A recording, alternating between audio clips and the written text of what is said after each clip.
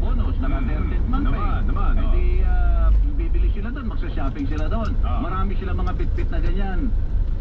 So, kailangan nilang mag-taxi. Pagta-taxi. Kaya hindi man mag-grab. Kaya mga bibili na. Mag-online shopping na lang kayo. Pero di mo naman nakikita, baka magpapatis eh. Pare, in-order ko si Rambo tapos sa patis palito. Diba? Yun ang pangit yan eh. Si Ram, bumuhay pa yun. Si Rambo buhay pa. Si Palito patay na ba? Nakaskas na eh. Dalawa patay, 5 iba pa sugatan sa nasunog na wing van sa Marikina City. Ang karga ay papatot pare. Oo, kaya matindi yung trahedya. Patay yung driver eh. Hindi na naimbestigahan niya kung saan kinuha. Kasi patay yung driver, tsaka ipahin natin. Walang magsasabi, wala silang testigo. Baka yung may-ari Sila nila siguro. nakausap, Baka yung eh. may-ari nila siguro. Pwede. Papaalam naman sila yung mga pasero, yung pahinante at saka yung driver kung saan ang destinasyon nila. Kaya ka, no? Ang pahinante po, wing van po ito. Sa Kalumpang Marikina Malaki nangyari yan. po yan, mga kapuso, no? Malaking truck po yan. Opo, wing van sa gilid po ang bukasan, kumbaga. Police Brigadier General Wilson Asueta nagsabi na sumabog po yung wing van. May kargang mga paputok habang nakaparada po sa loob po na isang bus terminal. Bawal po yan. Baka mapadalas ito pare kasi panahon ng putukan ngayon. Bilihan ng paputok mga kapuso. Siyempre. Hindi, Pasko pa lang eh. May putukan na eh. Oo. Ano yung mga mapuputok? Para walang magpaputok. Killjoy. KJ ka. Di ba pag ganun, pag umulan, wala pong papuputok. paputok ka sa loob ng bahay. Hindi, parati natin sinasabi sa kanila, magpaingay na lang po kayo. Pwede naman kayo magpatugtog o kaya bumusita ng sasakyan. Saka pang Killjoy.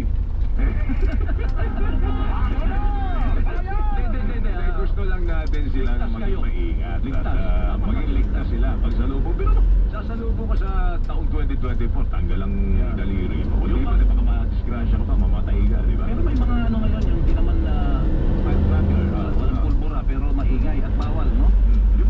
Yung boga ba, ginagamitan na? Bawal din yung boga, no? Bawal ang boga. Ano yung kalburo eh? Oo. Ano doon, di ba? Anong lalagay doon? Butane ba lalagay doon? Hindi, parang, ha?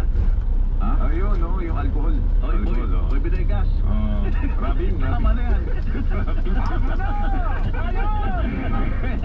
Eto, matindi dito. Alam niya kung ano.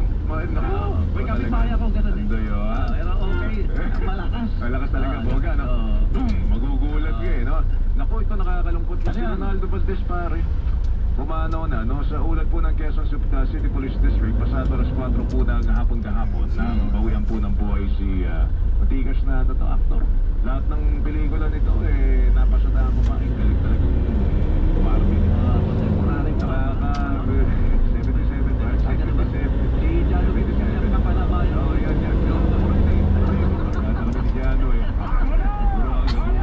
Si Valdez po ay kilalang aktor, hindi lang po sa larangan ng pelikula, kundi maging sa telebisyon. Siya po ama ng singer-composer, komedyante si Janovich, saka si Melissa Gibbs. No, nakalulungkot tayo at Kikiramay tayo, Tex. Lumalabas dito sa mga palabas sa GMA si Mr. Ronaldo Valdez.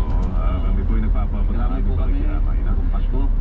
Anyway, mga kapuso, ito ba pag-uusapan natin sa ikalawang bahagi. Yung sabi na security analyst na si Powell, di ba? Yung budget ba na-touch ba natin yung budget? Yung budget, wala dito eh. Wala dito. Ano daw sa abente raw, baka mapirmahan ng presidente. Pero syempre may mga ilibito po doon, ha? Christmas gift saan? Sa atin. Sa atin. Ang malaking budget at utang. Di ba? Gift pa matutulak yun. Parang hindi, no? Pero meron po tayong pag-uusapan mamaya. Ang China po ay nasa invasion mode daw. Diyan po sa, diyan sa Ayungin.